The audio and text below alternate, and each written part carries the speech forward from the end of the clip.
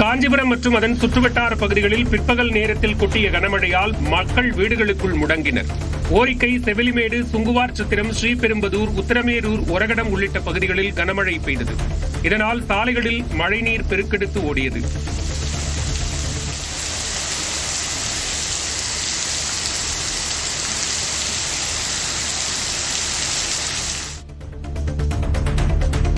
நீர்வரத்து உள்ளிட்ட காரணங்களால் முழு கொள்ளளவை நெருங்கிய புழல் ஏரி கடல் போல காட்சியளிக்கிறது. தொடர் மழை மற்றும் கிருஷ்ணா நதிநீர் வரத்தால் புழல் ஏரி தற்போது 92.8% அளவுக்கு நீர் இருப்பு உள்ளது. மொத்தம் 3300 மில்லியன் கன அடி கொள்ளளவு கொண்ட புழல் ஏரியில் 3064 மில்லியன் கன அடி நீர் இருப்பு உள்ளதால் குடிநீர் தட்டுப்பாடு ஏற்படாது என தெரிவிக்கப்பட்டுள்ளது. கடலூர் மாவட்டம் விருதாச்சலம் கொளஞ்சியப்பர் அரசு கலைக்கல்லூரி மாணவர்கள் பேருந்து வசதி கேட்டு சாலை மறியலில் ஈடுபட்டனர். உளுந்தூர்பேட்டை சுற்றுவட்டார பகுதிகளில் இருந்து வரும் மாணவர்களுக்கு போதுமான பேருந்து வசதி இல்லை என கூறி கல்லூரி முன்பு சாலையில் அமர்ந்தவர்கள் போராட்டத்தில் ஈடுபட்டனர். இதனால் 1 மணி நேரம் போக்குவரத்து பாதிக்கப்பட்ட நிலையில் காவல்துறையினர் வந்து பேச்சுவார்த்தை நடத்தி சமாதானப்படுத்தினர். விருதுநகர் மாவட்டம் சாத்தூர் அருகே பட்டாசு ஆலையில் வெடிவிபத்து ஏற்பட்டது. தாயில்பட்டியில் ராமமூர்த்தி என்பவருக்கு சொந்தமான குயில் பட்டாசு ஆலையில் பணியின் போது உராய்வு ஏற்பட்டு வெடிவிபத்து நிகழ்ந்ததாக கூறப்படுகிறது. பட்டாசு வெடிக்க தொடங்கியதும் ஊழியர்கள் வெளியேறியதால் பெரும் உயிர் சேதம் தவிர்க்கப்பட்டது. விபத்தில் ஆலையின் ஒரு அறை சேதமடைந்த நிலையில் நீண்ட போராட்டத்திற்கு பின்னர் தீ அணைக்கப்பட்டது. புதுக்கோட்டையில் முன்னாள் அமைச்சர் விஜயபாஸ்கர் வீட்டிற்கும் மற்றும் தனியார் பள்ளிக்கும் வெடிகுண்டு மிரட்டல் விடுத்த சம்பவம் பரபரப்பை ஏற்படுத்தியது. இலுப்பூர் ராஜராஜேஸ்வரி டவுன்ஷிப்பில் இயங்கி வரும் பள்ளிக்கு மின்னஞ்சல் மூலம் வந்த மிரட்டலில் பள்ளி மற்றும் முன்னாள் அமைச்சர் விஜயபாஸ்கர் வீட்டில் வெடிகுண்டு வெடிக்கும் என கூறப்பட்டுள்ளது. மிரட்டல் மின்னஞ்சல் அனுப்பியவர் குறித்து போலீசார் விசாரித்து வருகின்றனர். ஈரோடு மாவட்டம் கோபிச்செட்டிப்பாளையம் அருகே கள்ளச்சாராயம் காய்ச்சிய வழக்கில் ஓய்வு பெற்ற காவல் உதவி ஆய்வாளர் கைது செய்யப்பட்டார். ரகசிய தகவலின் அடிப்படையில் மதுவிலக்கு காவலர்கள் நசியனூர் அருகே உள்ள ராயர்பாளையம் தோட்டத்தில் விசாரணையில் ஈடுபட்டனர். அப்போது 150 லிட்டர் சாராய ஊரல் பேரலில் பதுக்கி வைக்கப்பட்டிருந்தது கண்டுபிடிக்கப்பட்டது. அதனை பறிமுதல் செய்து அழித்த காவல்துறையினர் ஓய்வு பெற்ற சப் இன்ஸ்பெக்டர் ராமலிங்கம் என்பவரை கைது செய்தனர். நெல்லையில் சேகரித்து வைத்த பழைய பொருட்கள் மீது கை கழுவியதால் ஏற்பட்ட வாக்குவாதத்தில் இளைஞரை சிறுவர்கள் பாட்டிலால் குத்திய சம்பவம் அதிர்ச்சியை ஏற்படுத்தியது.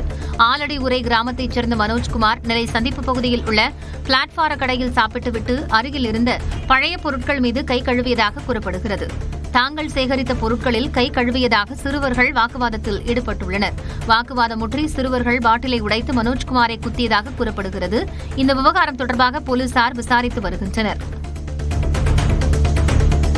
நாமக்கல் மாவட்டம் ராசிபுரம் அருகே லிப்ட் தருவதாக கூறி ஓய்வு பெற்ற செவிலியரின் கண்ணில் மிளகாய் பொடியை தூவி 50,000 ரூபாய் ரொக்கம் கொள்ளையடிக்கப்பட்ட சம்பவம் பரபரப்பை ஏற்படுத்தியது. வசந்தகுமாரி என்பவர் புதன்சந்தை பேருந்து நிலையத்தில் காத்திருந்தபோது லிப்ட் தருவது போல இருசக்கர வாகனத்தில் வந்த பெண் அழைத்துச் சென்றுள்ளார். பின்னர் ஆள் நடமாட்டம் இல்லாத இடத்தில் வசந்தகுமாரியை கீழே தள்ளி கழுத்தில் இருந்த 7 சவர நகையை பறிக்க முயன்றுள்ளார். அந்த முயற்சி கை கொடுக்காத நிலையில் மிளகாய் பொடியை தூவி அவரது பையில் இருந்த பணத்தை மட்டும் திருடிச் சென்றார். கோவையில் மத்திய அரசு சார்பில் சிறு குறு மற்றும் நடுத்தர தொழில் நிறுவனங்களின் ஏற்றுமதி வணிக மேம்பாட்டு கருத்தரங்கம் நடைபெற்றது. ஆவாரம்பாளையத்தில் நடைபெற்ற கருத்தரங்கில் தயாரிப்பு பொருட்களை ஆவணப்படுத்துவது, அதற்கான நடைமுறைகளை சந்தைப்படுத்துதல், ஏற்றுமதி வாய்ப்புகள் உள்ளிட்ட வழிமுறைகள் குறித்து எடுத்துரைக்கப்பட்டது. கருத்தரங்கில் பல்வேறு தொழில் நிறுவனங்களைச் சேர்ந்தவர்கள் கலந்து கொண்டனர். நெல்லை பாளையங்கோட்டையில் மத நல்லிணக்கம் மற்றும் சமூக நீதியை வலியுறுத்தி தனியார் அமைப்பு சார்பில் பேரணி நடைபெற்றது. பாளையங்கோட்டை வஉசி மைதானத்தில் தொடங்கிய பேரணி திருவனந்தபுரம் சாலையில் செல்வ விநாயகர் கோயில் அருகே நிறைவு பெற்றது. கல்லூரி மாணவர்கள் உட்பட 500க்கும் மேற்பட்டோர் பேரணியில் கலந்து கொண்டனர். நீலகிரி மாவட்டம் குன்னூர் மகளிர் கல்லூரியில் ஆடல் பாடலுடன் ஓணம் பண்டிகை கோலாகலமாக கொண்டாடப்பட்டது. மாவேலி மன்னனை வரவேற்கும் விதமாக வண்ண மலர்களால் அத்தப்பூ கோலமிட்ட மாணவிகள் கேரளாவின் பாரம்பரிய உடை அணிந்து வந்திருந்தனர். மேலும் அனைவரும் ஒன்றாக இணைந்து பல்வேறு பாடல்களுக்கு நடனமாடி ஆனந்த கொண்டாட்டத்தில் ஈடுபட்டனர்.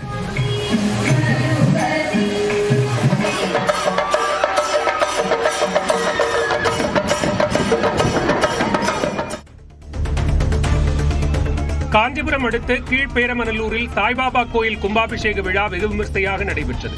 கும்பாபிஷேகத்தையொட்டி பல்வேறு நதிகளிலிருந்து கொண்டுவரப்பட்ட புனித நீர் வேத மந்திரங்கள் முழங்க கலசங்களில் ஊற்றப்பட்டு குழுமியிருந்த மக்கள் மீதும் தெளிக்கப்பட்டது. தொடர்ந்து சாய்பாபாவுக்கு சிறப்பு அலங்காரம் மற்றும் ஆராதனை நடத்தப்பட்டு தீபாராதனை காட்டப்பட்ட நிலையில் பக்தர்கள் தரிசனம் செய்தனர். அப்பாவி மக்களை கடிக்கும் திருநாய்களை கட்டுப்படுத்த நடவடிக்கை எடுக்க வேண்டும் என்று திருப்பாச்சி பட புகழ் பெஞ்சமின் வலியுறுத்தியுள்ளார். சேலத்தில் நிகழ்ச்சி ஒன்றில் கலந்து கொண்ட நடிகர் பெஞ்சமின் திருநாய்கள் விவகாரத்தில் எவ்வளவு புகார் அளித்தும் நகராட்சி மற்றும் மாநகராட்சி அதிகாரிகள் நடவடிக்கை எடுக்காதது வேதனை அளிப்பதாக கூறினார். மற்ற வெறிபிடிச்ச திருநாய்கள் அந்த மாதிரி இருக்கிறதெல்லாம் மாநகராட்சி நிர்வாகம் தயவுசெய்து அதை உடனடியாக நடவடிக்கை எடுத்து அந்த திருநாய்களை அப்புறப்படுத்த ஆவணம் செய்யுமாறு அன்போடு கேட்டுக்கிறேன். விருதுநகரில் 800 ஆண்டுகள் பழமையான ஸ்ரீ சொக்கநாத சுவாமி கோவில் ஆவணி திருவிழா வெகு விமர்சையாக நடைபெற்றது. கடந்த 26ஆம் தேதி கொடியேற்றத்துடன் விழா தொடங்கிய நிலையில் சிகர நிகழ்வான தேரோட்டம் நடைபெற்றது. மீனாட்சி சொக்கநாதருக்கு அபிஷேகம் மற்றும் பூஜைகள் நடத்தப்பட்டன. தொடர்ந்து நடைபெற்ற தேரோட்டத்தில் அமைச்சர் KKSSR ராமச்சந்திரன் உள்ளிட்ட திரளான மக்கள் வடம் பிடித்து தேரை இழுத்தனர்.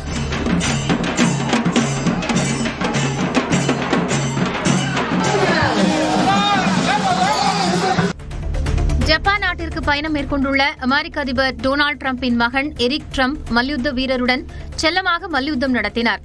தனது குடும்பத்தினரின் கிரிப்டோ கரன்சி நிறுவனத்தை விரிவுபடுத்துவதற்காக ஜப்பான் நாட்டிற்கு வணிக ரீதியாக சென்றுள்ள எரிக் டிரம்ப் புகழ்பெற்ற மல்யுத்த வீரர் யோகோசுனாவுடன் குஸ்தியில் ஈடுபட்டார். வலுவான தொடக்கம் இருந்த போதிலும் அவர் எளிதில் வெளியேற்றப்பட்டார். அரசியல் காரணங்களுக்காக தனது வெளிநாட்டு பயணங்கள் குறித்து விமர்சனங்கள் முன்வைக்கப்படுவதாக முதலமைச்சர் ஸ்டாலின் குற்றம் சாட்டியுள்ளார். முதலீடுகளை ஈர்க்க வெளிநாடு சென்ற முதலமைச்சர் தனது ஜெர்மனி பயண அனுபவம் குறித்து அறிக்கை வெளியிட்டுள்ளார். அதில் முதலமைச்சரே நேரில் வந்து விளக்கும் போதுதான் முதலீட்டாளர்களுக்கு நம்பிக்கையும் தெளிவும் கிடைக்கும் என குறிப்பிட்டுள்ளார். தன் மீதான விமர்சனங்களை புறங்கையால் ஒதுக்கிவிட்டு தமிழ்நாட்டின் பொருளாதார முன்னேற்றம், வேலைவாய்ப்புகளுக்கு தேவையான முதலீடுகளை இத்தகைய சந்திப்புகளால் ஈர்க்க முடிவது நிறைவை தருவதாகவும் முதலமைச்சர் ஸ்டாலின் தெரிவித்தார்.